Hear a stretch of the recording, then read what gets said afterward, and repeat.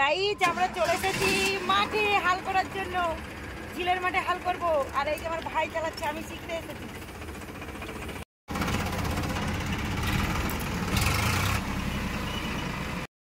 তো গাইজ গাড়ি শিখতে এসে আমার হাড়কুড় সব নড়ে যাচ্ছে। এই গাড়ি কী করে বসে থাকে সেটাই তো ভাবার বিষয়। আমি তো একদমই বসতে পারিনি, দেখতে পাচ্ছ এদিক ওদিক এদিক ওদিক হচ্ছি।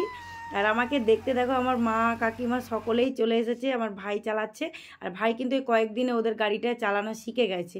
কিন্তু আমি একটু ভেবেছিলাম একটু পোস্ট দিয়ে ছবি তুলবো, কিন্তু হলো না।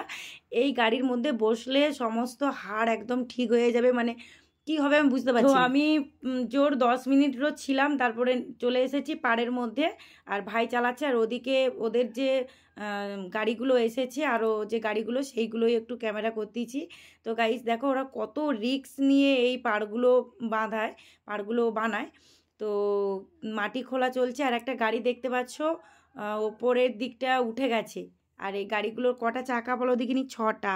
তো আমার বেশ ভালোই লাগছিল, ভাবছিলাম সব শিখে নেব, কিন্তু সবটা তো সহজ নয়, এত সহজ নয়। খুব সহজেই শিখে নেব তা তো হয় না। তো গাইস দেখো রিস্ক নিয়ে নিয়ে পাড় বাঁধা হচ্ছে, আর আমি এখন ভিডিও দিচ্ছি। এখন তো ঝিলের মধ্যে জল ঢুকছে, জল। কারণ কি বলো তো, আমি চলে গিয়েছিলাম মায়াপুর, এসে দেখি ঝিলের মধ্যে পুরো জল হয়ে গেছে, এখনও জল ঢুকতেছে।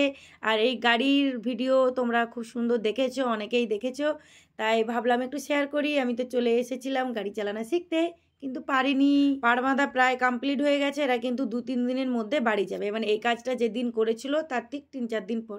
টাটা।